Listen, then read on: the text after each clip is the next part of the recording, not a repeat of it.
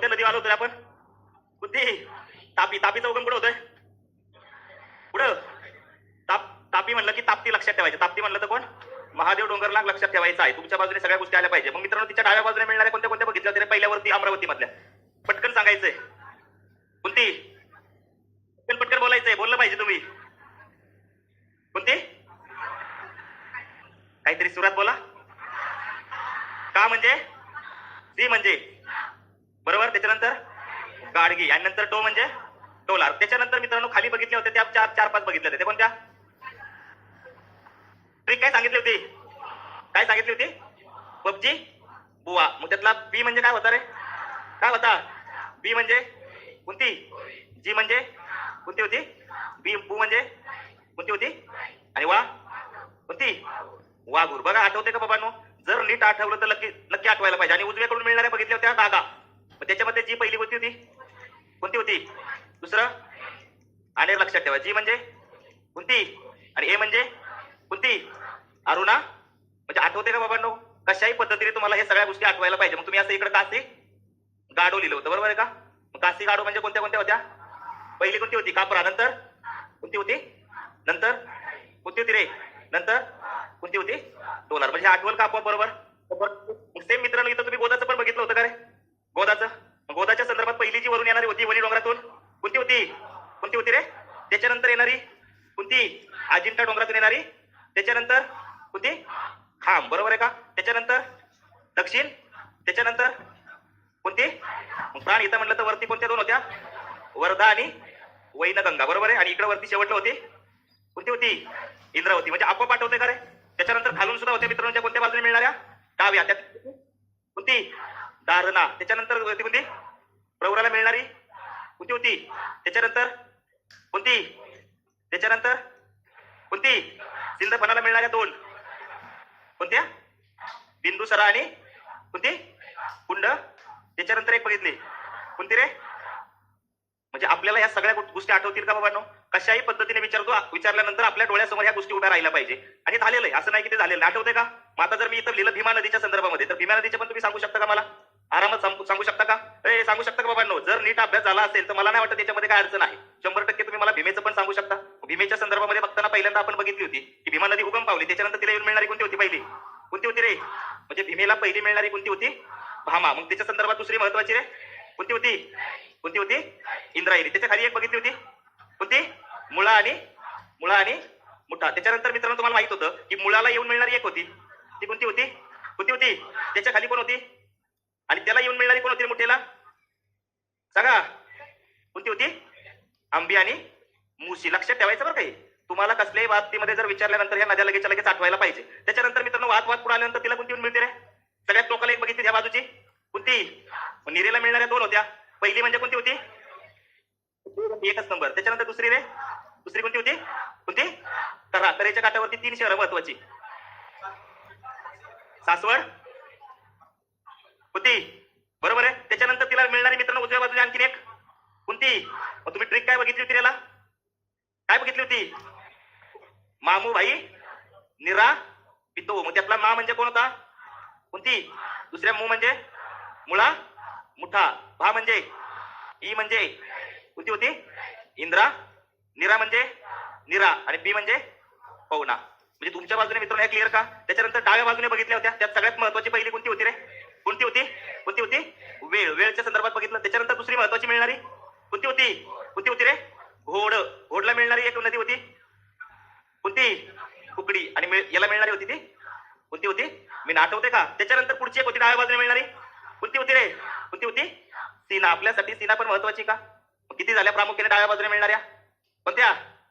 4 कोणत्या लक्षात ठेवायच्या? कुकडी, घोड, वेळ, सीना. आणि उजव्या बाजूने म्हटलं तर मामूभाई निरापितो. राहिलं लक्षात? भीमा क्लिअर? गोदावरीचं क्लिअर का? ऍज इट इज कृष्णा पण क्लिअर आहे का रे? कृष्णा क्लिअर आहे का? कृष्णा पहिली मिळणारी कोणती होती? कोणती होती? कोणती होती? दुसरी मिळणारी कोणती होती रे? उर. तिसरी मिळणारी कोणती? कोणती? कोयना. चौथी कोणती होती? पाचवी कोणती होती? पंचगंगा. 6वी दूध. मग जर मला विचारलं कृष्णेला उजव्या बाजूने मिळणाऱ्या कोण कोण, तर उजव्या बाजूने मिळणाऱ्या कोण कोण आहे? मग वेण्णा, उरमोडी, कोयना, पंचगंगा, मित्रांनो आपोआप लक्षात राहते का रे? म्हणजे आपोआप डोळ्यासमोर उभे राहतात का उजवी डावी, आणि आतापर्यंत खूप सारे प्रश्न उजव्या डाव्यावरतीच आहे. बरोबर आहे का? एकतर इकडे नद्या देतील 4, इकडे देतील उपनद्या, आणि काय करायला होतील मॅच द पेअर. जमल का? लेंथ नुसार सुद्धा मित्रांनो याच्यावरती प्रश्न विचारला. डाव्या बाजूला मिळणार एकमेव प्रामुख्याने कोणती होती?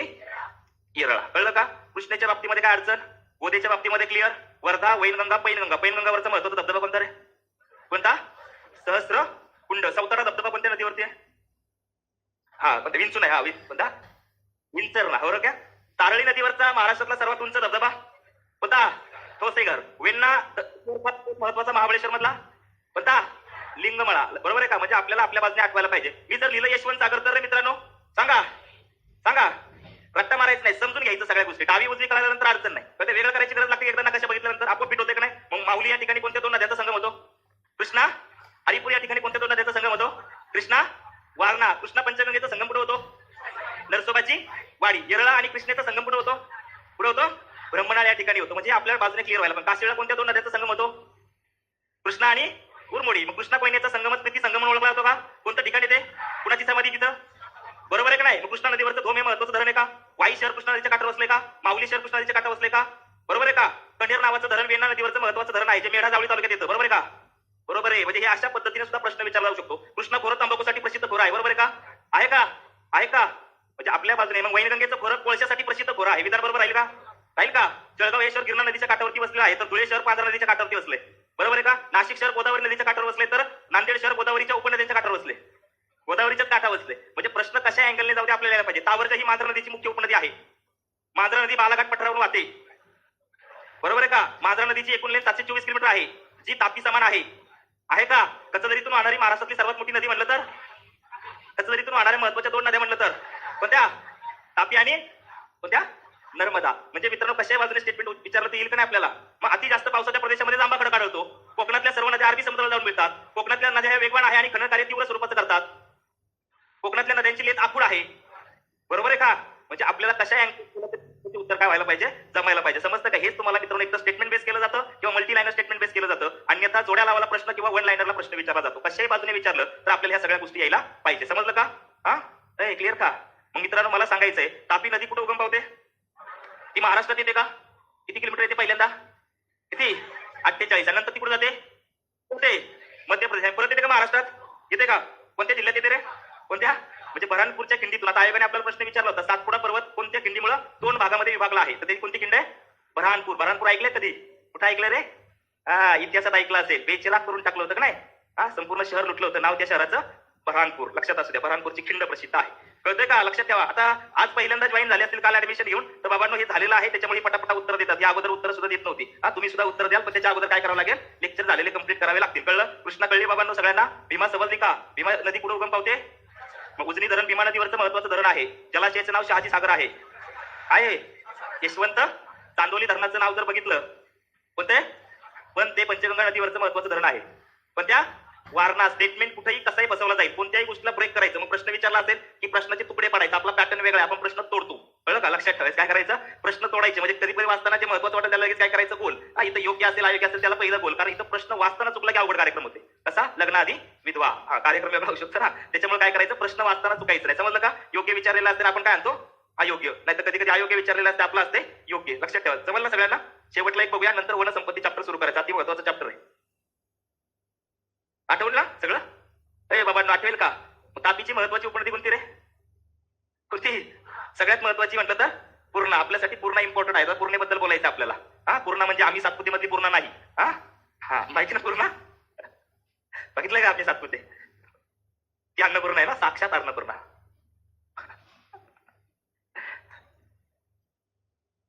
जुळते का? प्रश्न सोडवता का गेल्या PYQ वगैरे? सुटतात का? व्यवस्थित सुटतात का? एखादा अडल्यावर सांगत चला की हा प्रश्न अडलाय. कळलं? चला मंगल मंगल. प्रश्न सोडवत राहायचा. माईक जवळ असू द्या आवाज. हो का? कुठं? माईक जवळ म्हणजे कुठं? हे दिसते का बाबा? नद्या आणि उपनद्यांवरती मोक्कर प्रश्न दिसते का? याचं उत्तर काय पाहिजे रे? गोदावरी म्हणलं कुठं?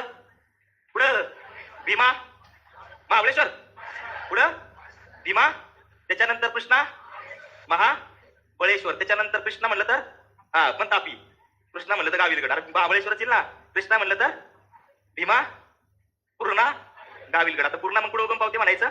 हे सगळं पाठे बाबांना. जायकवाडी जलाशयाचं नाव काय? अप्पर वर्धा जलाशयाचं नाव नल, दमयंती सागर, यशवंत सागर, शहाजी सागर, हा शिवाजी सागर, कोणतं राहिलं ध्यानात, लक्ष्मी सागर, कोणत्या नदीवर, कोणती, कोल्हापूर शहर कोणत्या नदीच्या काठावर बसलंय, कोणत्या, पंचगंगा. विसरायचं का नाही. आता शेवट करायचा आजचा नदी प्रणाली चॅप्टर. मला वाटते सगळ्यांचा परफेक्ट बसला असेल डोक्यामध्ये.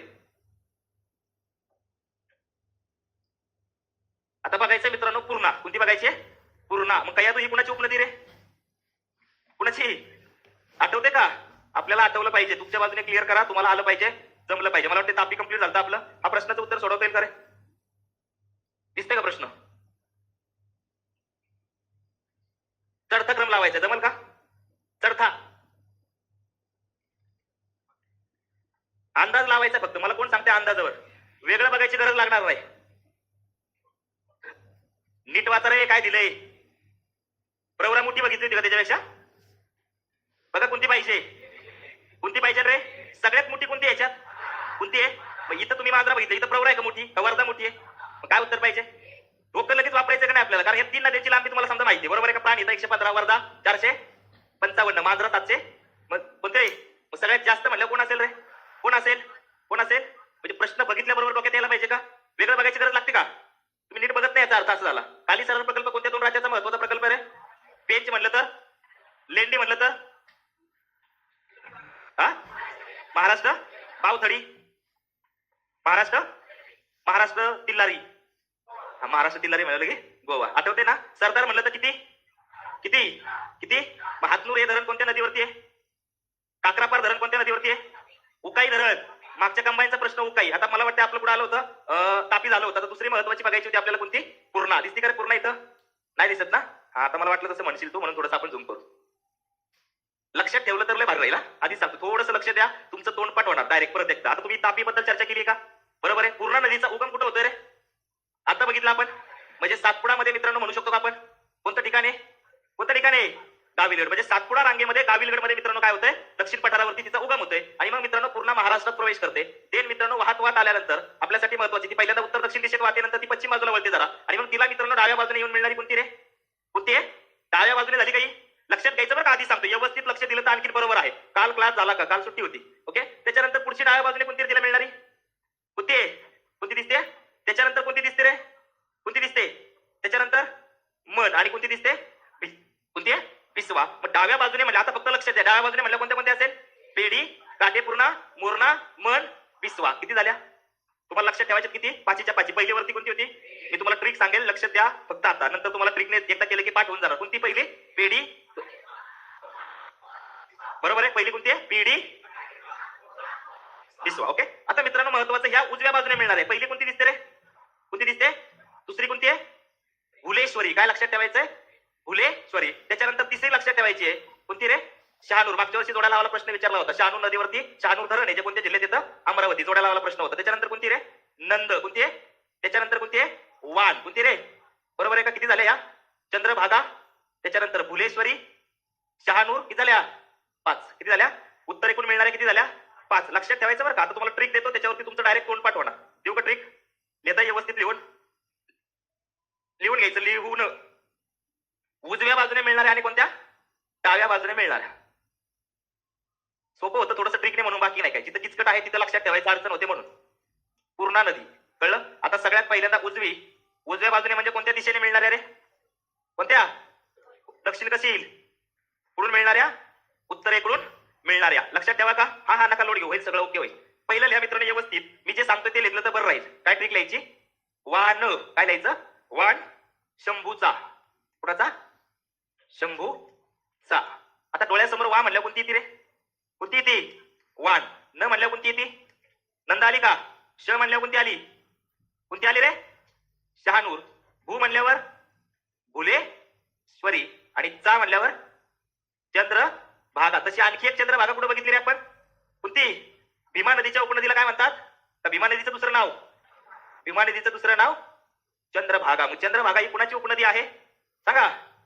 उजव्या बाजूने म्हणलं तर मित्रांनो प्रत्येकाला वाण शंभूचा 5 नद्या क्लिअर झाल्या का, बघा बरं येते का डोक्यात. हे कळण्यासाठी तुम्ही आकार, हे नकाशा सुद्धा तुम्ही मित्रांनो कोऱ्या कागदावर काढताय, पण हे तुम्हाला कशासाठी आहे, पहिल्यांदा समजण्यासाठी. कळलं का, लक्षात ठेवायचं, या गोष्टी तुम्हाला क्लिअर झाल्या पाहिजे. वा म्हणलं कोणती ती महत्वाची, वाण, बरोबर. उजव्या बाजूने मिळणारी म्हणलं तर वाण ध्यानात राहील. दुसरी महत्वाची कोणती रे, कोणती आहे?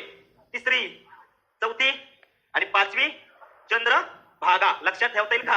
हा, मग भीमा नदीला जिथं चंद्रकोरी सारखा आकार प्राप्त होतो तिला काय म्हणतात? आणि ते कोणत्या जिल्ह्यात येते पण? कोणत्या? सोलापूर. ओके, उजवी क्लिअर बाबा प्रत्येकाला? उजवी क्लिअर का? राहील ना? आता डावी देऊ? डावी ती खतरनाक आहे, फक्त लक्षात ठेवण्यासाठी वापरायची, इतर वेळेस वापरायची नाही. झालं ना ऑनलाईन वाले? डाव्या बाजूने म्हणजे कोणत्या बाजूने रे? दक्षिणेकडून.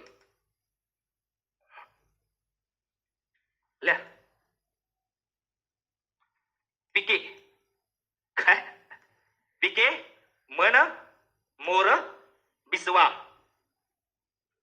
हेमंत बिस्वा नाही, बिस्वा आहे नुसतं रे. पिके मन मोर बिस्वा. आता हे 5 आठवल्यावर लगेच पी म्हणल्या कोणती रे? कोणती? पेढी. दुसरी वा कोणती रे? काटेपूर्णा नदीवरचं महान धरण प्रसिद्ध. मित्रांनो, महान लोकांच्या आयुष्यात काय असतात रे? काटे. लक्षात ठेवायचे. पेढी, काटेपूर्णा, त्याच्यानंतर मन. बरोबर आहे का? मोर म्हणल्या कोणती असेल? हा, मग अकोला शहर मोरणा नदीच्या काठावरती. आणि शेवटला कोणती आहे? बिस्वा. मन मोर बिस्वा. बघा 5 5 10 झाल्या का पूर्णाच्या बरोबर? वान आठवते का? फक्त शेवटला व्यवस्थित करायचं, तुमचं काम होणार. मी काय नुसतं नावं सांगून पुढे गेलो असतो, पण हे लक्षात राहील म्हणून सांगतो ट्रिक बरं का. एवढं आहे ध्यानात ठेवा. मला काय मी उजवी डावी सांगणं चालू पुढं संपवायचंच म्हणलं, पण हे तुम्ही असं व्यवस्थित केलं तर आलं पाहिजे. पिके मन मोर बिस्वा. होते ना तुमचा मन मोर कधी कधी? हा, नाचायला लागता ना. मन मोर बिस्वा. राहील ध्यानात बाबांनो? तापीचं आणि पूर्णेचं क्लिअर का? उजवी डावी. तापीची उजवी डावी कळली का? तापीची उत्तरे पण मिळणाऱ्या 4 लक्षात ठेवायच्या. कोणत्या होत्या त्या? गागा, गोमती, गोमाई, अरुणावती आणि अनेर. बरोबर. तापीच्या डाव्या बाजूने मिळणाऱ्या सांगा वरच्या किती होत्या त्या? 4. कासी, गाडो, कापरा, सिपना, गाडगी, टोला. हदे आळस. अजून हा, अजून पबजी. प म्हणल्यावर, प म्हणल्यावर, जी म्हणल्यावर, भू म्हणल्यावर, वा म्हणल्यावर. आठवते का बाबांनो? कळते का? आपल्या क्लासमध्ये आहेत सर मोर. ओके आहे का? ओके, कसे पांढऱ्या पिसाचे आहे का निळ्या पिसाचे? हा, काळ्या पिसाचे का? क्लिअर? हे लिहिलं का बाबांनो? प्रत्येकाने लिहिलं का? पीके मन मोर बिस्वा. प्रत्येकाला क्लिअर का? प्रश्नाचं उत्तर निवडायचे. प्रश्न देतो सोडवायला. वरचा सोडवायचा आहे. आता आला होता का मेन्सला? दिसतंय? खालीलपैकी पूर्णा नदीच्या कोणत्या उपनद्या आहेत? उजव्या तीरावरील. उजव्या उजव्या. काय रे उत्तर? पहिलं दिले काटेपूर्णा. काटेपूर्णा कुठून आहे ग्रावी?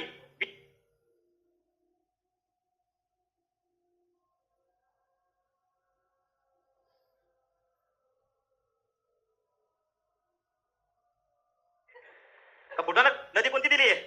कोणती आहे? पूर्णा. पूर्णा म्हणल्यावर कोणत्या नदीच्या काठावर विचारले रे? उजव्या तीरावरून. उजव्या म्हणल्यावर कोणत्या? उजव्याच का? बिस्वा कोणती आहे? मग बिस्वा बाजूला काढल्यावर माझं उत्तर येते का रे? नाही वेगळं बघायची गरज लागली का? पिके मन मोर बिस्वा. आणि वा न शंभूचा. वा म्हणल्यावर, न म्हणल्यावर, श म्हणल्यावर भू, चा म्हणलं की ऑनलाईन वाले. क्लिअर का बाबांनो? डन. आता खालचं सोडवता. आयोगाचा खतरनाक प्रश्न आहे, सुटला पाहिजे. खतरनाक जरी असला तर तुम्ही त्याच्यापेक्षा खतरनाक आहे काय? हा, तुम्ही साधे सोपे का? अजिबात नाही.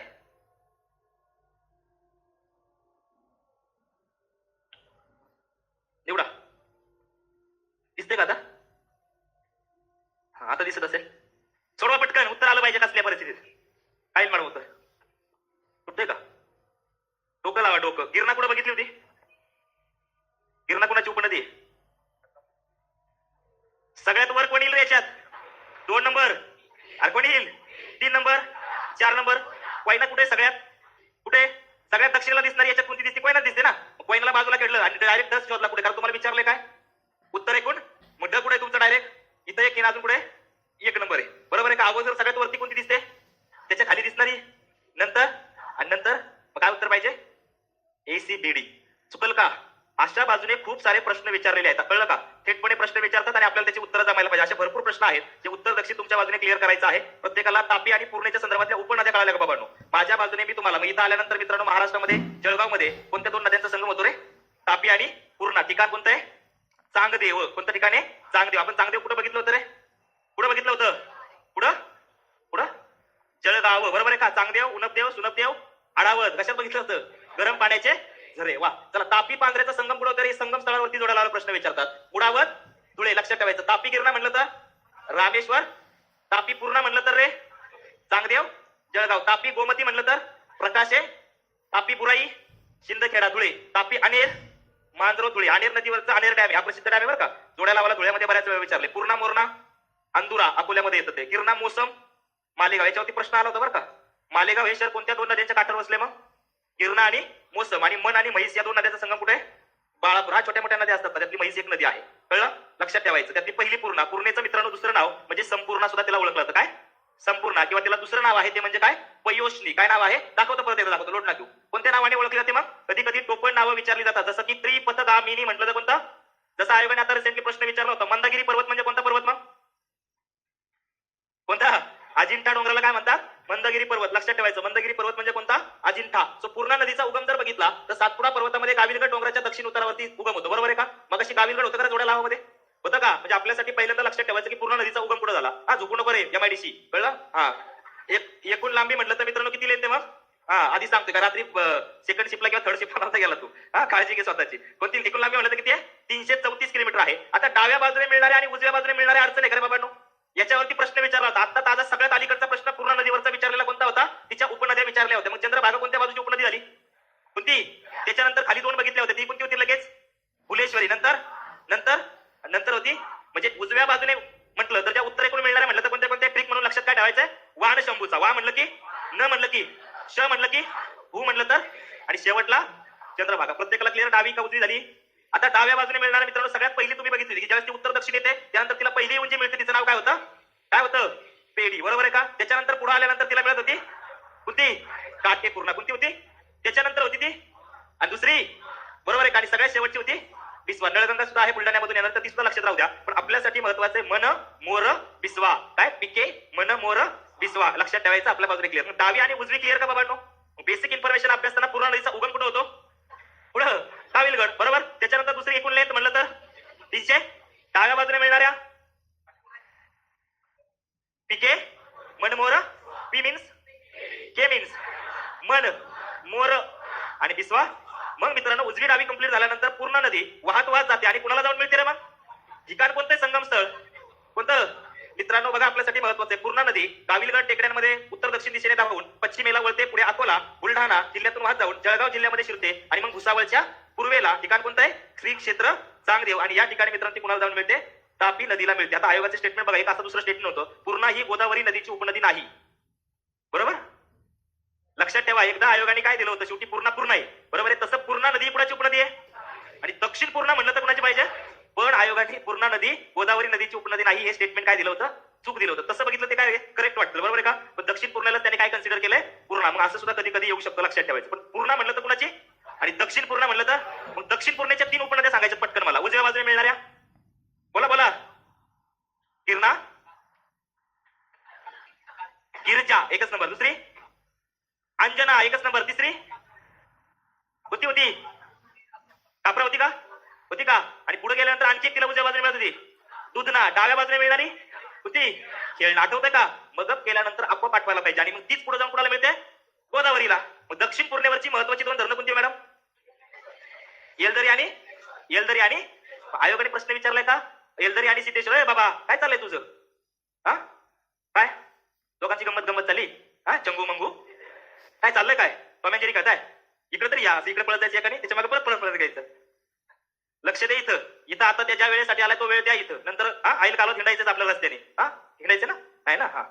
राहील ध्यानात बाबा. उगम कुठे? पुढं एकूण लेन उजव्या बाजूने मिळणाऱ्या चंद्रभागा पहिली. दुसरी लगेच आठवायला पाहिजे फुलेश्वरी. तिसरी कळलं? डाव्या बाजूने मिळणारी पहिली, दुसरी मोर. आणि नळगंगा पण आहे काय? आहे का? नळगंगा असेल, ज्ञानगंगा असेल, या सुद्धा नद्या आहेत ज्या बुलढाण्यामधून वाहतात, त्या तिला येऊन मिळतात. तर त्या सुद्धा माहिती असू द्या फक्त, इम्पॉर्टंट आहे. कारण तुम्हाला प्रश्न येतो ना, कोणतं? ज्ञानगंगा नावाचं अभयारण्य कोणत्या जिल्ह्यात आहे? मग ज्ञानगंगा आणि दुसरं आंबा बरवा कुठे येतात? ते बुलढाणा. मध्ये तसं सुद्धा लक्षात येतं. मग अनेर डॅम कोणत्या जिल्ह्यात येतो? कोणत्या? महान धरण कोणत्या नदीवरती आहे? सांगितलं ना, काटेपूर्णा. महान लोकांच्या बरोबर रस्त्यात नेहमी काय असतात? काठी असतात. कोण तसं महान बनले का आजकाल? काटे तुडवायला लागतात ना, तेव्हा महान बनते ना. डायरेक्ट बनले महान कोण? नाही ना. महान लोकांच्या रस्त्यामध्ये काय असतात? मग काटेपूर्णा नदीवरचं महत्वाचं धरण शहानूर नदीवरचं महत्वाचं धरण शहानूर कोणत्या जिल्ह्यात येतं? अमरावती. लक्षात ठेवायचं, आपल्यासाठी महत्वाचं आहे. याच्यावरती दक्षिण पूर्णेवरची 2 महत्वाची येलदरी आणि बरोबर आहे. जायकवाडी कोणत्या नदीवरती आहे? बरोबर आहे. तसंच मित्रांनो राज्यातली सगळ्यात मोठी उपसा जलसिंचन योजना म्हणलं तर कोणत्या नदीवरती? विष्णुपुरी. कोणत्या? गोदावरी. लक्षात आलं पाहिजे. उजनी म्हटलं तर भीमा कोणत्या? भीमा. आपल्याला तशाही पद्धतीने ज्यावेळेस जलविद्युत बघू आपण आणि जलसिंचन बघू त्यावेळेस सगळ्या गोष्टी येतीलच, पण ह्या गोष्टी माहित असू द्या. मला वाटतं प्रत्येकाला ह्या गोष्टी क्लिअर झाल्या असतील पूर्णबद्दल. काय अडचण? बरोबर आहे. आता बाकी मित्रांनो हिच्या उपनद्यांच्या संदर्भात महत्वाच्या 4 लक्षात ठेवायची. पहिली गिरणा. गिरणा नदीच्या काठावरती कोणतं शहर असेल रे? कोणतं शहर असेल? उगम जर बघितला तर मित्रांनो सातमाळ डोंगर चांदूर टेकड्याच्या भागामध्ये हिचा उगम होतो. एकूण लेंथ म्हणलं तर किती किलोमीटर आहे? 300. मोसम आणि पांजण ह्या तिच्या महत्वाच्या उपनद्या आहेत. मग मोसम आणि गिरणा या 2 नद्यांच्या काठावर कोणतं शहर बघितलं होतं? कोणतं? मालेगाव. कोणतं? मालेगाव. विसरायचं नाही. नदी काठावरची शहर. आणि मित्रांनो जळगाव जिल्हा मुख्यालय या नदीच्या काठावरती असून हिच्यावरती दहिगाव आणि जामदे नावाची 2 धरणं आहे. कोणती आहे? दहिगाव आणि जामदे. कधी कधी वन लाइनरला प्रश्न विचारला तर अवघड होईल, त्याच्यामुळे लक्षात राहू द्या. दहिगाव आणि जामदे नावाची धरणं कोणत्या नदीवरती आहे? गिरणा. त्याच्यानंतर दुसरी महत्वाची पांझरा नदी. या पांझरा नदीच्या काठावरती कोणतं जिल्हा मुख्यालय रे? कोणतं? धुळे जिल्हा मुख्यालय जर बघितलं तर मित्रांनो ते पांझरा नदीच्या काठावरती लक्षात ठेवायचं. बाकी हिचा जर उगम बघितलं तर कुठे? पिंपळनेर टेकड्या धुळ्यामध्ये. आणि एकूण लेंथ बघितली तर किती आहे? 160 किलोमीटर आहे. बाकी हिच्यावरती असणारी महत्वाची 2 धरणं कोणती आहे? सय्यदनगर आणि अक्कलपाडा. लक्षात ठेवायचं. सय्यदनगर आणि अक्कलपाडा ही धरणं कोणत्या नदीवरती आहे? पांझरा नदीवरती. कधी कधी धरणं विचारले जातात जोड्या लावायला वगैरे. एखादं जरी किमान आलं तरी सुद्धा काय होऊ शकतं? तुमच्या प्रश्नाचं उत्तर येऊ शकतं. लक्षात ठेवायचं. कळलं? हे तुमच्या नोट्स मध्ये असेल. अजिबात शब्द सुद्धा लिहू नका. कळलं? तुम्हाला आज फायनल याची नोट्स देईल सगळ्या टॉपिकची नदीची, त्यावेळेस ती वाचा मग. ओके. त्याच्यानंतर पुढची महत्वाची नदी कोणती रे? मन. कोणती नदी आहे? मन. मन मोर विश्वा. विसरायचं नाही. त्यातली मन कोणत्या डोंगरात उगम पावते? अजिंठा डोंगर. आणि चिखलीमध्ये मित्रांनो. चिखली कुठे येतं? कुठे येतं? बुलढाणा डोंगर रांगेमध्ये अजिंठा टेकड्यामध्ये उगम पावते म्हटलं तर बरोबर राहील का? लक्षात राहील. एकूण लेंथ किती आहे? 96. बाकी हिची म्हैस नावाची उपनदी आहे जी बाळापूर अकोला येथे काय होतं दोघांचा संगम. अकोला आणि बुलढाणा जिल्ह्यामधून वाहणारी महत्वाची नदी कोणती आहे? मन. दुसरी महत्वाची तिच्यासारखी असणारी मोरणा एक लक्षात ठेवायची. कोणती? मोरणा. मोरणा नदीच्या काठावरती कोणतं जिल्हा मुख्यालय होतं? अकोला. आठवतंय का? या सगळ्या गोष्टी व्यवस्थित करायच्या. त्याच्यानंतर महत्वाची कोणती आहे? चौथी. वाघूर नदीच्या खोऱ्यात कोणत्या लेण्या आहे? कोणत्या? अजिंठा. बरोबर आहे का? मग अजिंठा ज्या काही लेण्या आहेत आणि हिचा उगम सुद्धा कोणत्या डोंगरात रे? अजिंठा डोंगरामध्ये. जर तुम्ही कधी लेण्या पाहायला गेला तर तिथं तुम्हाला त्या वाघूर नदीचा उगम सुद्धा दिसतो. गेलाय कधी कधी? बघायला गेलाय? तुमची एकदा ट्रिपच नेली पाहिजे भूगोलाची, आहे ना? लेण्या जायचं. येणार सगळे? येणार का? सगळे येणार आहे? राहील का देणार? हो हो हो. हा, आम्ही भूगोलाचे पुस्तक घेतले नाही. कृपया पीडीएफ उपलब्ध करून देतो. तुम्हाला पुस्तकच नाही मिळालं भूगोलाचं? हा, मिळालंय ना? घेतलंच नाही असं कसं शब्द वापरता? बोलताना तरी थोडंसं हा आहे का नाही? पीडीएफ मिळालीत की एक तशी एक्स्ट्रा असेल ते मिळत राहील. लोड नाही घ्यायचं. सगळं होईल. इथं होते का नाही चांगलं व्यवस्थित? होते ना? इथं इथंच व्यवस्थित केलं की सगळं चांगलं होणार आहे. अजून अजून खूप सारे प्रश्न पण घ्यायचे आपल्याला. कळलं? राहील का देणार? वाघूर नदी म्हटलं तर मित्रांनो कोणत्या लेण्या त्या नदीच्या खोऱ्यात? अजिंठा नदीच्या खोऱ्यातल्या वाघूर लेण्या आहे. मग वाघूर नदीच्या खोऱ्यात अजिंठा लेण्या आहेत. बरोबर आहे का? लक्षात ठेवा. एकूण लेंथ म्हणलं तर 96 आहे. सेम मन नदी सारखी लेंथ आहे. आणि तापी नदीला जळगावमध्ये शेळगावमध्ये हिचा संगम होतो. सो अजिंठा लेणे या नदी खोरे परिसरात आहे. विसरायचं नाही. कळलं? या 4 लक्षात राहतील. गिरणा म्हणलं तर प्रामुख्याने हिचं वैशिष्ट्य म्हणलं तर एक लक्षात पाहिजे. कोणत्या शहर मुख्यालय हिच्या काठावरती बसले? पांझरा म्हणलं तर चेक करा. जुना प्रश्न विचारलाय. 2दा विचारलंय पांझरावर. किती वेळा? 2दा. त्याच्यानंतर मन म्हणलं तर मित्रांनो प्रामुख्याने कोणत्या? अजिंठा डोंगरात. आणि वाघूर नदीच्या खोऱ्यात कोणत्या लेणे रे? कळतंय का? सांगा. राहील का देणार? नाही सोपं जाणार आहे. मी सांगितलं ना, अजून सोपं होणार आहे. कळलं? सगळ्या गोष्टी हळूहळू होत असतात. आणि सगळ्यात शेवटची नदी आहे नर्मदा. नर्मदा नदीचा जर उगम बघितला तर उगम कुठं होतो रे? मैकल टेकड्यांमध्ये. अमरकंटक मित्रांनो जो आहे मध्य प्रदेशमध्ये, त्या मैकल टेकड्यांमध्ये कुणाचा उगम होतो? नर्मदा नदीचा उगम होतो. नर्मदेची एकूण लांबी बघितली तर मित्रांनो व्हीआयपी नंबर आहे. किती आहे? 13-12. किती आहे? जसा गंगा नदीचा मित्रांनो व्हीआयपी नंबर आहे 25-25. काय आहे? 25-25. तसा नर्मदा नदीचा काय आहे? 13-12 नंबर आहे. काय? 13-12. मग महाराष्ट्रातली हिची एकूण लेंथ किती रे? बरोबर आहे. महाराष्ट्रात जास्त वाहते का? मग कोणत्या जिल्ह्याची सरहद ती निर्माण करते? कोणत्या जिल्ह्याची? म्हणजे नंदुरबार जिल्ह्याच्या वायव्य सरहदीवरून ती फक्त आणि फक्त किती किलोमीटर वाहते? 54 किलोमीटर वाहते. मग हिचं जास्त लेंथ आहे का महाराष्ट्रामध्ये? अजिबात नाही. मग लक्षात ठेवायची. नर्मदा म्हटलं तर नर्मदेच्या संदर्भामध्ये महाराष्ट्रातली लांबी बघितली तर किती लक्षात ठेवायची? 54 किलोमीटर. किती? 54 किलोमीटर. आणि कोणत्या जिल्ह्यातून वाहते म्हटलं तर रे? बघा, आयोगाने एकदा प्रश्न विचारला होता आणि प्रश्नामध्ये नंदुरबारच्या ऐवजी त्याने शब्द वापरला धुळे. आणि सदर प्रश्नाला आयोगाला काय करावं लागलं? त्याच्यामुळे हॅश करावं लागलं. त्याच्यामुळे लक्षात ठेवायचं. आता याच्यामध्ये डिटेल जास्त आपण भारताच्या भूगोलात बघणार, पण हिच्या उपनद्या महत्वाच्या आहे. डाव्या बाजूने मिळणाऱ्या म्हटलं तर मित्रांनो कोणत्या दिशेने असेल रे? दक्षिणेकडून. या मध्य प्रदेशमधून प्रामुख्याने. पहिली कोणती आहे? शेर. दुसरी, तिसरी, चौथी, 5वी, 10वी आणि कुठेतरी संसारात रमल्यासारखं वाटतंय का रे? शेर, हा, दुधी, शक्कर, तवा, कुंडी. बस बस बस. बाकीचं जाऊ द्या. आठवलंय का? काय आहे? शेर, दुधी, तवा, कुंडी, शक्कर. वाटतंय का? म्हणजे तवा ठेवलाय, त्याच्यावर एक कुंडी ठेवली, त्याच्यामध्ये शक्कर आहे, त्याच्यात दूध टाकलंय. हा, एवढं सगळं करून काय आहे? हा, बाजार टाकलाय त्याच्यात. अजून बाजार म्हणजे पंजार. लक्षात ठेवता येईल का? इझिली मित्रांनो. व्यवस्थित. हे बघा, कोणती गोष्ट कायम लक्षात ठेवायचं. म्हणजे तुम्ही म्हणता ना कधी कधी लय हुशार झाल्यावरती मोटिवेशन म्हणून, इम्पॉसिबल कडे जर सारखं 4 वेळा बघितल्यानंतर तोच म्हणतो का नाही, I am possible, I am possible. आहे ना? म्हणजे एखाद्या गोष्टीकडे सारखं सारखं बघितल्यानंतर बरंच काय होऊ शकतं का नाही? इथं इथं काहीतरी होऊ शकतं का नाही? म्हणजे शेर, दुधी, तवा, कुंडी. म्हणजे त्याच्याकडे बघितल्यानंतर आपल्याला काहीतरी सुचतंय का नाही? सुचतंय का नाही? तवा ठेवलाय, तव्यावरती कुंडी आहे, त्याच्यात दूध टाकलं, दुधी, त्याच्यात परत काय टाकली? शक्कर एवढं सगळं करून काय आणलं, अजून बाजार आणलाय. म्हणजे आपल्या डोळ्यासमोर उभं राहते का नाही मित्रांनो. आणि हेच इमॅजिनेशन पॉवर असते. कायम लक्षात ठेवा. तुमच्या डोक्यामध्ये तुम्ही नोट्स मध्ये वाचलेलं आठवतं का नाही आपण पेपरला सुद्धा, की मी इथं हे वाचलेलं आहे. हेच वाचणं मित्रांनो महत्वाचं राहतं. एकदा जर व्यवस्थित त्याच्याकडे बघितलं की एकदम जबरदस्त काम होते. आता बाकीच्या सगळ्यांना त्यांच्या उपनद्या पाठ झाल्यात का बऱ्यापैकी. बघा तुम्ही उजवी डावी काढून बघितलं की आपोआप सगळे आठवतात. आठवतात का नाही. संगम स्थळे आठवतात. कोणत्या नदीच्या काठावरती. मग खाम हे शहर कोणत्या नदीच्या काठावरती बाबा. खाम नदीच्या काठावर कोणतं. औरंगाबाद. धाम नदीच्या काठावर पाहुणार. क्या बात आहे. पांझरा नदीच्या काठावर. गिरणा नदीच्या काठावर. नांदेड शहर कोणत्या नदीच्या काठावर रे. कोणत्या. गोदावरी. आठवते का नाही. मुळा मोठा म्हणल्यावर त्याला गावाला येईल म्हणा. आता मी ते नाही विचारणार पण कोणत्या. समजतंय का बाबांनो. प्रत्येकाला समजतंय का. हा राहिला गज आता फक्त. बरोबर आहे का. बाजारातून तुम्ही काय काय घेऊन आला मित्रांनो. हा गज घेऊ. कुंडी आणली. तवा आणला. शक्कर आणली. किती आणली. पावशेर आणली. शेर. काय शेर. बघा आठवते का सगळ्यांना. कोणत्या कोणत्या लक्षात राहतील. कळलं. गज पण आणलं ना. गज घेऊन आला बाजार. बाजार गज घेऊन आलाय म्हणजे काय आहे. गज. समजलं का बाबांनो. आपल्यासाठी नाही प्रत्येकाला कळलं का. बोला आपण त्याच्यावरती नकाशा बघितल्या आणखी नाक क्लिअर. ओके. आता उजव्या बाजूला मिळणाऱ्या लक्षात ठेवायचे. उजव्या म्हटलं तर कोणत्या दिशेने असतील रे. त्याच्यामध्ये पहिली कोणती आहे. दुसरी बरणा कोलार उसरांग मन हटणी. कळतंय. मन हटा. हा दुर्गती हटा. ए बाबा ट्रिकची गरज नाही पण लक्षात ठेवा. हिरण पारी बरणा कोलार उसरांग मन आणि ज्यावेळेस भारत शिकेल त्यावेळेस मी तुम्हाला ट्रिक दिली. टेन्शन घेऊ नका. चला पुढे. भारतातला सर्वात मोठा बहुउद्देशीय प्रकल्प असणारा सरदार सरोवर याच नदीवरती करे. कोणत्या 4 राज्यांसाठी हा वरदान ठरलंय. महाराष्ट्र गुजरात मध्य प्रदेश. या प्रकल्पाला काय नावाने ओळखलं जातं. सरदार. आता मित्रांनो याच प्रकल्पाच्या संदर्भामध्ये नर्मदा नदी बचाव आंदोलनाच्या संदर्भामध्ये तुम्हाला माहित असेल कुणाचं नाव येतं रे. एक महिला मेधा पाटकर. लक्षात ठेवायचं बरं का. तुमच्या बाजूने काही गोष्टी इम्पॉर्टंट आहे. पाणीवाले बाबा कोणी माहिती. पाणीवाले बाबा तुमच्या गावाकडचा नाही. पाण्यात येतो पाणी बघतो किंवा असं नारळ घेऊन वगैरे. हा गज फिरवत असतोय. हा असं कान लावतो वगैरे. जमिनीतलं पाणी गळतं म्हणतात. हा पायाळू उन्हाळू काहीतरी असते ना. तसले लग्नाळू. तसले सांगा ना. पाणीवाले बाबा कोण सांगतात. ऑनलाईन आले आयोगाने प्रश्न विचारला. येस कोण आहे. राजेंद्र सिंग. राजेंद्र सिंह राणा मित्रांनो आपल्यासाठी महत्वाचे आहेत. जे पाणीवाले बाबा म्हणून ओळखले जातात. कोण हे ना कुठेतरी साईटला ते महत्वाचं आहे म्हणून सांगतोय. परत परत ऐकायला मिळत हवा. पाणीवाले बाबा म्हटलं तर राजेंद्र सिंह राणा लक्षात ठेवायचं. आणि दुसरं महत्वाचं म्हणजे पाणीवाली बाई म्हटलं तर हा पाणीवाली बाई पण आहे. आपण तर सांगता हा मेधा पाटकर नाहीये. काही नको सांगू. सांगा. हा स्टॅच्यू ऑफ युनिटी म्हणतात. मग लगेच काय करायचं विनायक आपण. मग स्टॅच्यू ऑफ युनिटी नाही करायचं. मग statue of oneness statue of belief ते सगळे स्टॅच्यू करायचे. Statue of equality statue of unity पासून सगळे स्टॅच्यू ऑफ पीस सुद्धा. हा विचारू का सगळे स्टॅच्यू सांगताल का. हा जे आहे ते आहे. चला स्टॅच्यू ऑफ प्रॉस्पेरिटी कुठे रे. 360 मध्ये लगेच स्टॅच्यू ऑफ प्रॉस्पेरिटी कुठे. समृद्धीचा पुतळा नाद प्रभू केंपेगौडा यांचा बंगलोर शहर. आठवते का. त्यांना काय म्हणतात statue of prosperity. Statue of unity म्हटलं तर 182 मीटर सरदार वल्लभभाई पटेल. लक्षात ठेवायचं. आता रिसेंटली चर्चेत आहे स्टॅच्यू ऑफ वननेस. कुणाचा स्टॅच्यू ऑफ वननेस. एकात्मतेचा राष्ट्रीय पुतळा म्हटलं तर सांगा कोण सांगताय रे. स्टॅच्यू ऑफ वननेस आता चर्चेत आहे. एमपी मध्ये आहे. ठिकाण आहे ओंकारेश्वर. कुणाचा पुतळा आहे. आठवतंय का स्टॅच्यू ऑफ वननेस. लक्षात ठेवा. त्याच्यानंतर मित्रांनो आपल्यासाठी महत्वाचं statue of peace. Statue of peace doctor Babasaheb आंबेडकरचा स्टॅच्यू ऑफ नॉलेज आहे. सांगा स्टॅच्यू ऑफ पीस रामानुजन यांचा आहे का. 2 ठिकाणी आहे. एक रामानुजन यांचा आहे काश्मीर मधला. बरोबर आहे का. आणि दुसरा आहे मित्रांनो जैन आचार्य विजय वल्लभ सुरीश्वरजी महाराज जैन आचार्य आहेत ते. त्यांचा आहे पुतळा. कळते का. लक्षात ठेवा. राजस्थानमध्ये स्टॅच्यू ऑफ पीस 2 आहेत. कोणते. एक आहे राजस्थानमध्ये दुसरा कुठे काश्मीर मध्ये. बरोबर आहे. खाली मित्रांनो एक बघितला होता स्टॅच्यू ऑफ इक्वॅलिटी. कुणाचा तो पुतळा. Statue of equality. Statue of equality एखादा तरी आहे का नाही भाई. अवघड आहे बाबा. हा हैदराबाद तेलंगणामध्ये असणारा. बरोबर. कोणता रे. Statue of equality. विसरायचं नाही. सगळे करायचे. Statue of equality statue of unity statue of prosperity statue of belief कुठे. विश्वास स्वरूपम भगवान शंकरांचा पुतळा स्टॅच्यू ऑफ बिलीफ. करंट मध्ये शिकला नाही स्टॅच्यू. एक पण नाही. हा राजस्थान एकच नंबर. स्टॅच्यू ऑफ बिलीफ विश्वास स्वरूपम. लक्षात ठेवायचं. जरा वाचत चला बाबा. चला असू द्या. किती मित्रांनो मग महाराष्ट्र या सरदार प्रकल्पामध्ये किती राज्य आहे.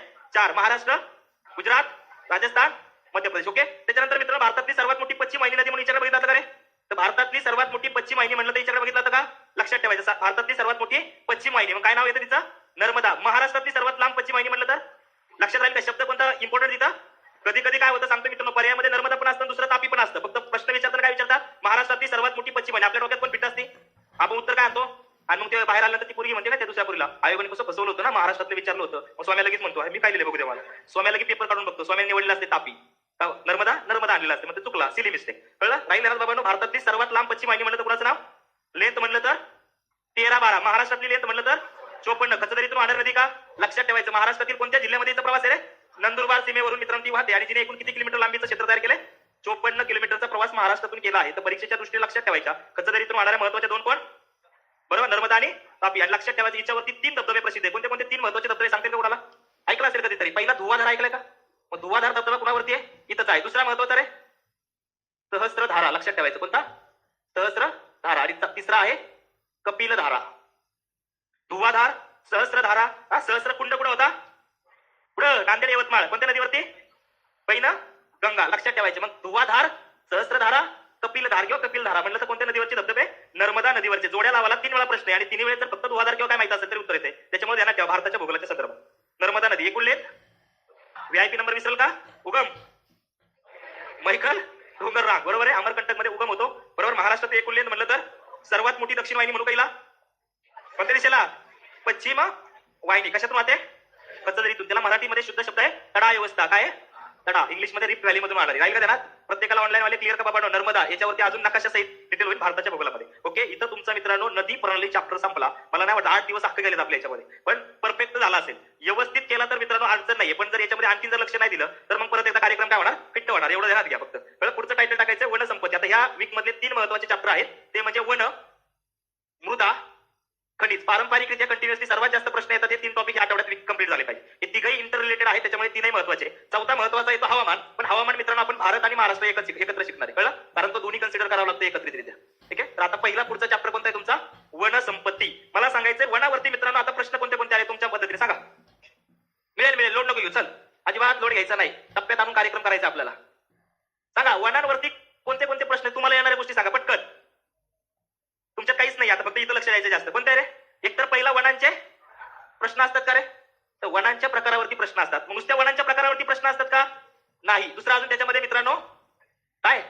वनांमधले वृक्षांवरती लय प्रश्न असतात. काय लक्षात ठेवायचं?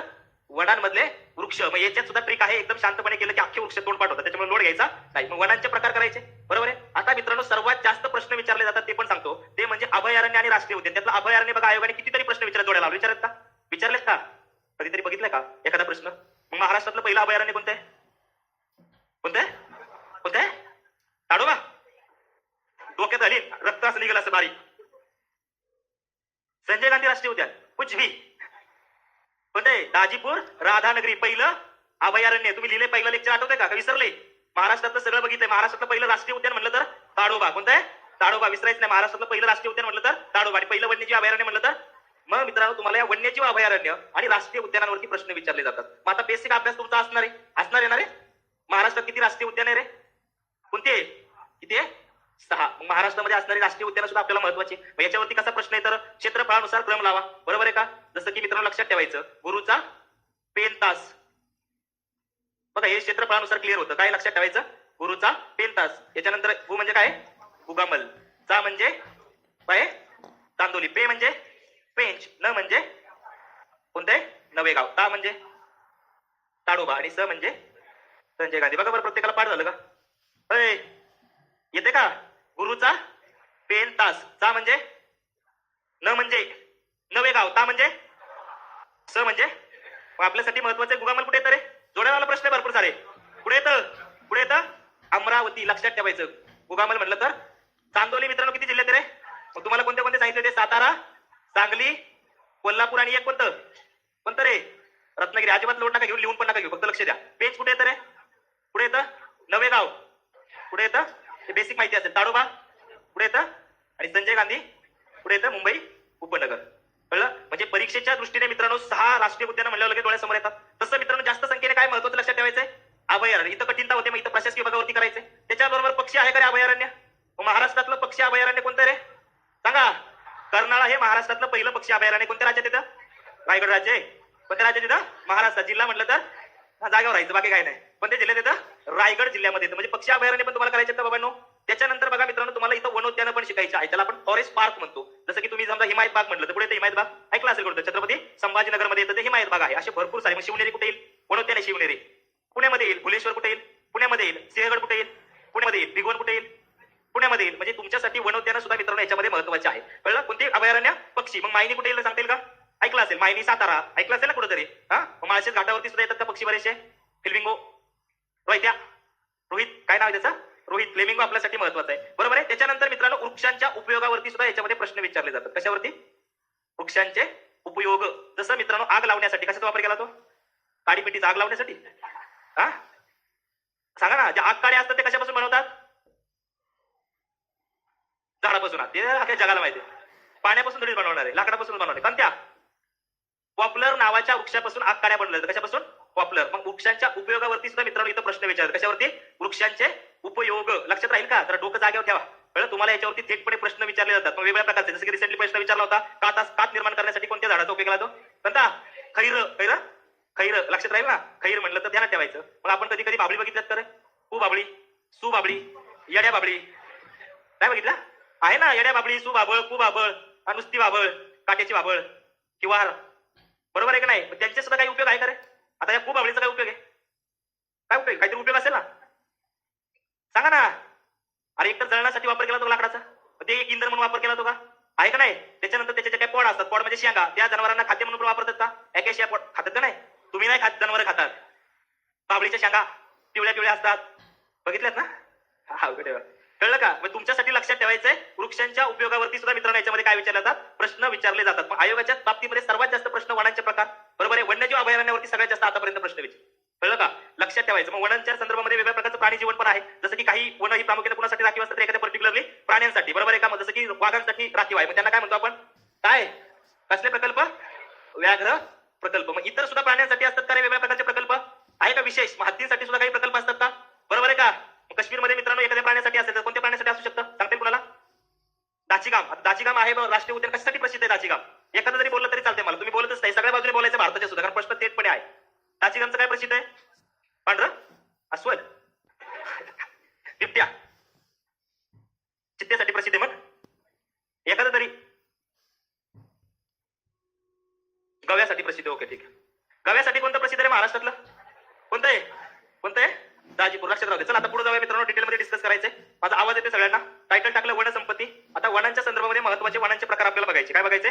वनांचे प्रकार. महाराष्ट्रामध्ये एकूण वनांचे प्रकार किती? हा जर प्रश्न आला तर किती निवडतात रे? सांगा, महत्वाचे कोणते कोणते सांगतील का? बोला, प्रत्येकाने बोलायचंय. सदाहरित, निम सदाहरित असलं काहीतरी ऐकलंय का? अरे ऐकले का नाही बाबांनो? सदाहरित, निम सदाहरित. त्याच्यानंतर पानझडी तरी ऐकले का नाही? कधी ऐकले पानझडी? ज्याची पानं झडतात ते काय असते? पानं झडी असते.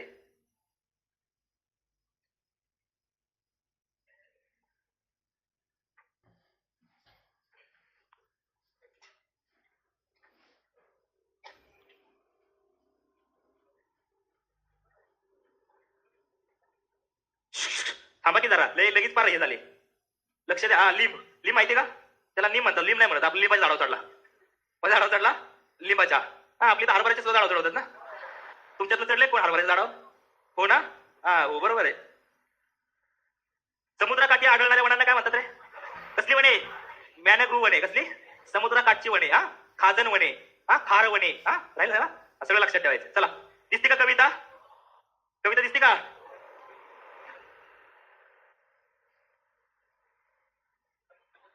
कविता म्हणायचं. चला. चिंगीने लावलं झाडाला, म्हणाली तुला रोज तुझ्याच साठी.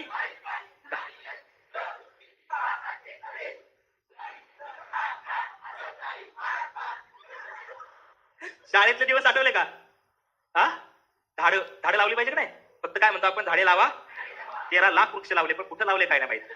बरोबर आहे. मागच्या वर्षी त्याच खड्ड्यात झाड लावलं होतं, पुढच्या वर्षी त्याच खड्ड्यामध्ये नवीन झाड असते. आहे का नाही? किती वृक्ष लावले मागच्या वर्षी? 19 कोटी. किती दिसले का? 19 झाड वाढलेली. तरी ही परिस्थिती आजची आहे का नाही? लावतात का नाही तुम्ही सुद्धा? अरे असे खतरनाक कार्यकर्ते बघितला मी ज्यावेळेस आम्ही ऍग्रीला होतो, रावेला, रूरल ऍग्रिकल्चर वर्क एक्सपिरियन्स असतो शेवटच्या 4थ्या वर्षाला. असते का? कोण ऍग्री असेल त्याला माहित असेल. बरोबर आहे. आमच्यातले कार्यकर्ते वृक्षारोपण कसं घेत होते? म्हणजे कुठेतरी झाडाची फांदी काढून आणायची, त्या खड्ड्यामध्ये ती फांदी काढायची आणि ते झाड वरती आलं की एखाद्याला फक्त धरायचं, एखाद्या पाणी घालताना फोटो काढायचा. झाला वर्क एक्सपिरियन्स. इतकी बेकार परिस्थिती आहे. झाडं कशी लावली जातात तुम्हाला माहिती, बरोबर नाही? त्याच खड्ड्यामध्ये परत एकदा काय असते?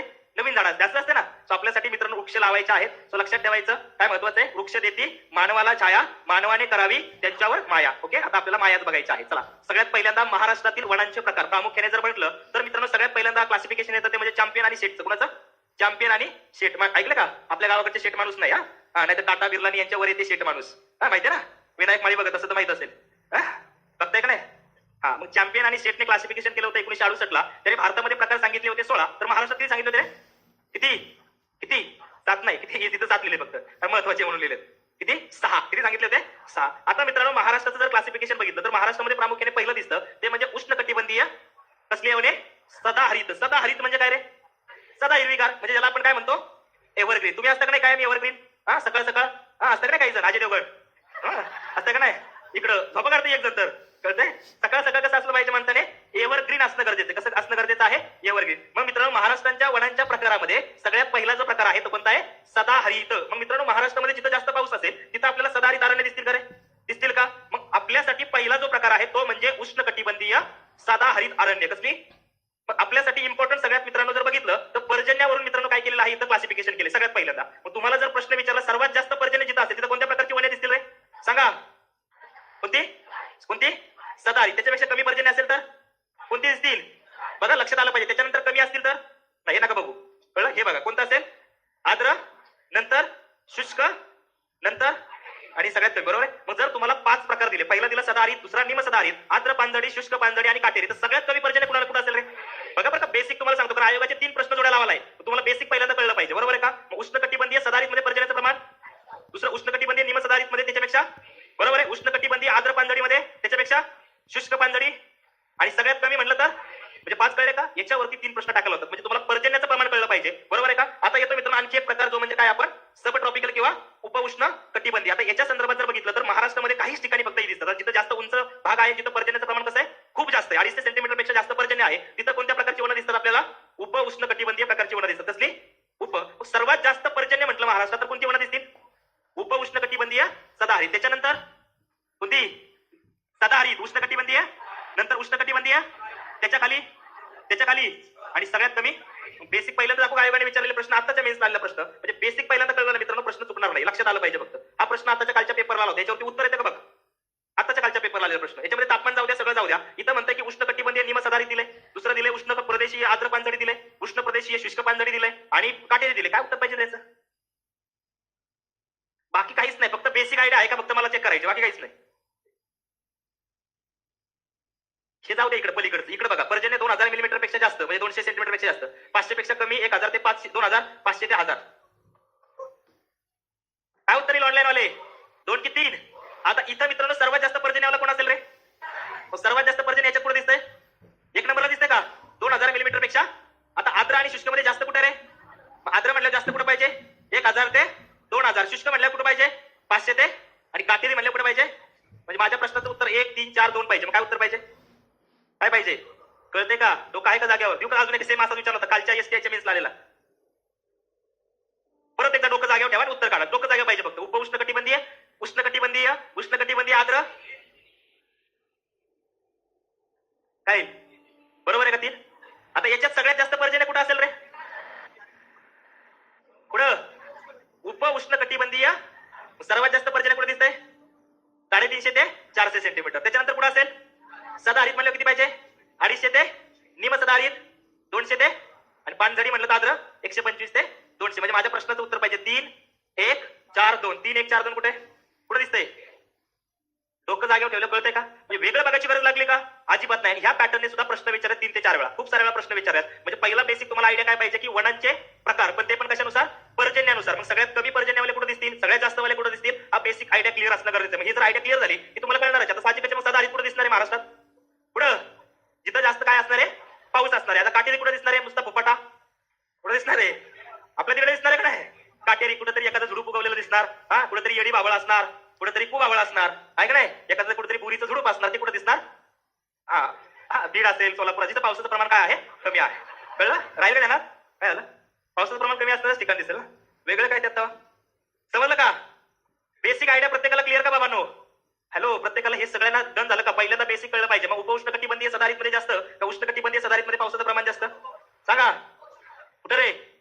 मग आता असं फरक नाही का कळत की उपउष्ण म्हणजे काय आणि उष्ण म्हणजे काय? कटिबंध असं कधीतरी वाटत नाही का आपल्याला? हे का म्हटलेलं असं? ते कशामुळे म्हटलेलं रे? कशामुळे म्हटलंय? सूर्याची पडणारी किरण, बरोबर आहे का? त्याच्यावरून मित्रांनो प्रकार पडतायत. तुम्हाला पहिल्यांदा 0 डिग्रीला काय बघितलं तर आपण वरती 23.5 ला गेलं, उत्तरेला तर कर्कवृत्त महाराष्ट्राच्या भारताच्या कुठून गेले? मध्यातून गेलेला आहे. दक्षिणेला 23.5 गेल्यावर कोण दिसतं? कोणतं वृत्त? कोणतं वृत्त? मकर वृत्त. 66.5 ला गेल्यावर काय दिसतं दक्षिणेला? उत्तरेला गेल्यावर कोणत्या? उत्तरेला कोणता ध्रुव आहे आणि दक्षिणेला कोणता ध्रुव आहे? म्हणजे तुम्हाला माहित असेल की विषुववृत्तामुळे पृथ्वी गोलाचे किती भाग पडतात? वरचा गोलार्ध म्हणजे कोणता? महाराष्ट्राचं, भारताचं स्थान कोणत्या गोलार्धात आहे? कोणत्या गोलार्धात आहे? उत्तर गोलार्धामध्ये आहे. मग विषुववृत्तापासून 23.5 उत्तरेला आणि 23.5 जर दक्षिणेला आपण गेलो तर आपल्याला काय दिसतं रे? दिसतंय का? 23.5 उत्तरेला गेला गेला आणि 23.5 दक्षिणेला गेला, तर मधला भाग कसल्या कटिबंधाचा आहे? कसल्या कटिबंधाचा आहे? उष्ण कटिबंधाचा आहे. कोणत्या? उष्ण. मग 23.5 मित्रांनो दक्षिणेपासून आपण 66.5 दक्षिणेला किंवा 23.5 उत्तरेपासून आपण 66.5 उत्तरेला गेलो, म्हणजे समजा इथं कोण आहे आपला अंत उत्तर कोणतं? कर्क की मकर? कोणतं? मग कर्क वृत्तापासून आपण या कोणत्या वृत्तापर्यंत गेलो? कोणतं? आर्टिक. याच्यामधला प्रदेश कसला आहे मग? समशीतोष्ण कटिबंध आहे. कळतंय का? लक्षात ठेवायचं. आणि दक्षिणेला गेल्यानंतर कोणता आहे मित्रांनो मग? बरोबर आहे. आणि मग 66.5 उत्तर ते उत्तर ध्रुवापर्यंत आणि 66.5 दक्षिण ते 66.5 दक्षिणेपर्यंत कोणता कटिबंध आहे? कोणता कटिबंध आहे? शीत. म्हणजे परीक्षेच्या दृष्टीने किती कटिबंध पडतात पृथ्वीवर? एक म्हणजे उष्ण, त्याच्या खाली गेल्यावर मग मध्ये असले उष्ण वरती गेल्यावर, त्याच्यावरती गेल्यावर. कळलं का प्रत्येकाला? तुमच्या बाजूने क्लिअर राहायला पाहिजे. त्यातला पहिला प्रकार बघा आपल्यासाठी इम्पॉर्टंट, तो म्हणजे सदाहरित वनांच्या संदर्भामध्ये. मग पर्जन्याचं प्रमाण 200 सेंटीमीटर पेक्षा जास्त जिथं असेल तिथं मित्रांनो जी अरण्य दिसतात त्यांना काय म्हणतात? उष्ण कटिबंधीय सदाहरित. सदाहरित म्हणजे काय मित्रांनो? जिथं कायम असतात एव्हरग्रीन. लक्षात ठेवायचं. जिथं जास्त पाऊस असेल तिथं असणार काही, जिथं जास्त आर्द्रता असेल का मग जास्त पाऊस तिथं, आणि जमिनीमध्ये काय असेल? जादाचा ह्युमस असेल. बरोबर आहे. तिथं मित्रांनो ही अरण्य आढळते. मग महाराष्ट्रातल्या कोणत्या प्रदेशामध्ये आपल्याला सदाहरित अरण्य दिसतील? कुठे दिसतील? बघा, महाराष्ट्रातील पर्वतीय क्षेत्र, अधिक पर्जन्य जिथं सह्याद्रीचा कोणता उतार? कोणता? उत्तर की पूर्व की पश्चिम? पर्जन्याचं प्रमाण कोणत्या उताराला जास्त आहे? बरोबर आहे. सह्याद्रीचा घाटमाथा, कोकणातला सह्याद्रीचा पायथा, मग सावंतवाडी परिसर असेल, कृष्णा, कोयना आणि सावित्री नद्यांचा उगम परिसर. मग कृष्णा, कोयना, सावित्री नदीचा उगम कुठे होतो? बरोबर आहे. पर्जन्याचं प्रमाण कसं आहे? म्हणजे जिथं अधिकचं पर्जन्य आहे, जिथं अधिकचा ह्युमस आहे आणि अधिकची आर्द्रता आहे, तिथं मित्रांनो आपल्याला कोणती अरण्य दिसतात? सदाहरित. कशी दिसतात? सदाहरित अरण्य दिसतात. मग सदाहरित वनांमध्ये वृक्ष तुमच्यासाठी सगळ्यात महत्वाचे आहे. दिसतंय का बाबांनो काहीतरी स्क्रीनवरती? कोणता दिसतोय? हा, पिकलेला मस्त फणस. हा, फणस काढायचा, कापायचा, त्याच्यातून छोटे छोटे गरे काढायचे, पिवळे धमक, आणि मग तुमच्या पुढे ते ताट येणार घराचं. हा, आठवते का? लहानपणी दुसरं एक धडा होता आपल्याला. कोकणामधलं गागोदे नावाचं छोटंसं गाव होतं आणि त्या गावामध्ये कोण राहत होता? विनू. बरोबर आहे का? विनोबा भावेंचा धडा होता. आठवते का? नव्हता? Syllabus change. काय सांगायला गेलं की सगळ्यात पहिलं रेडी असते काय? सिलेबस चेंज झालाय म्हणून आम्हाला असलं काय नव्हतं. आम्ही 1857 उठावते. तुम्ही म्हणजे नाही का शतक बदललं तुमच्यासाठी. लक्षात ठेवायचं. त्याच्यामध्ये वृक्ष कोणते मित्रांनो? फणस. दुसरा कोणता रे? पांढरा. कोणता आहे?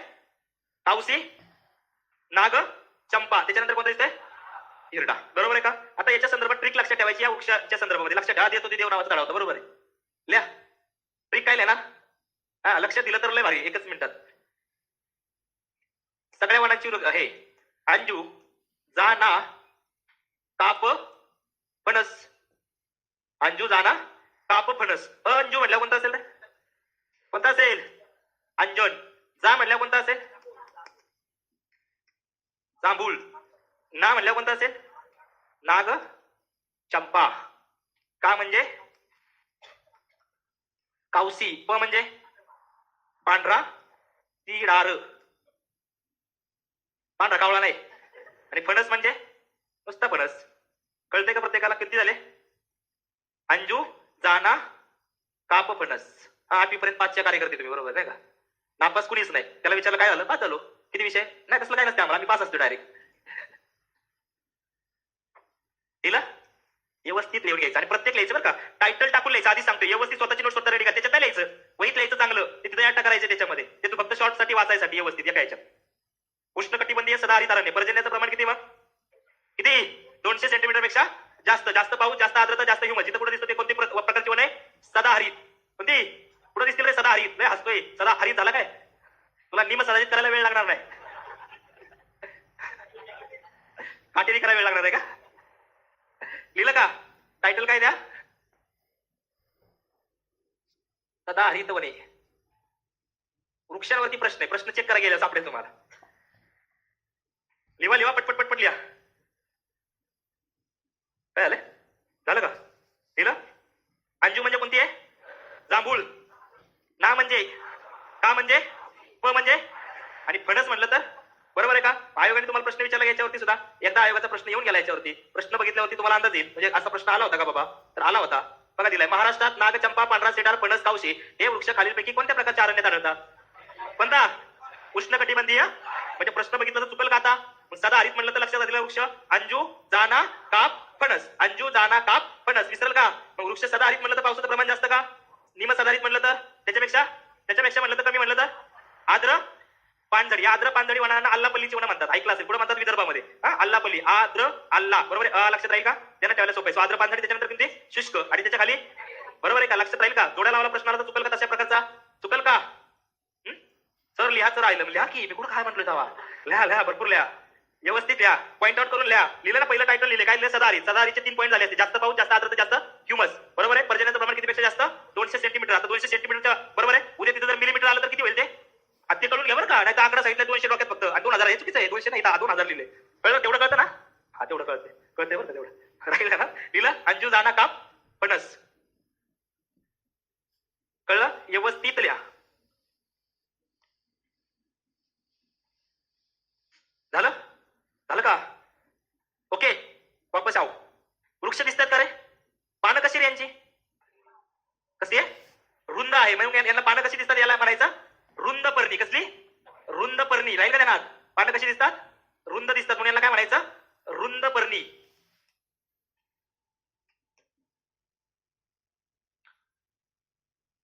आता आर्थिक महत्व बघा. लाकूड मित्रांनो हे कठीण असते, परिणामी टिंबर म्हणून वापर करतात त्याचा नाही. लक्षात ठेवायचं, लाकूड कसं असतंय? टिंबर. आता ही वृक्ष कुठे दिसतील मित्रांनो? प्रामुख्याने कोकणामध्ये दिसतील. पण कोणत्या? जास्त उंचीच्या प्रदेशामध्ये, जिथं जास्त कसं असणार आहे? जंगल कसं असणार? दाट असणार. मग त्याचं लाकूड कसं आहे? प्रामुख्याने कठीण आहे. त्याच्यामुळे त्याचा काय वापर केला जात नाही? टिंबर म्हणून वापर केला जाते. राहील लक्षात? इथपर्यंत क्लिअर आहे का? याचा पुढच्या उद्याच्या लेक्चरमध्ये याचं पुढचं बघूया. कळलं? म्हणजे हा वृक्ष हे पहिल्यांदा बघायचं बरं, आधी सांगतोय. ठीक आहे. राहील अंजू जाना कापणच. प्रत्येकाला क्लिअर? ठीक आहे. बोलू उद्या टिंबर म्हणजे काय, त्याचा उपयोग काय केला जातो, सगळं बोलू टिप्या. येस येस, उद्या बोलू, काय अडचण नाही. दाखवतो टिंबर काय असतं. हा, फळ्या बिळ्या बनवता का नाही आपण? हा, सगळ्या गोष्टी. अरे यार, पाणीवाली बाई नाही सांगितलं मला, लगेच चालले का? असं खाले पाणीवाली बाई म्हणल्यावर उद्या शोधायचं. पाणीवाली बाबा झाले, आता पाणीवाली बाई लिहून राहायचं. कळलं का? जा.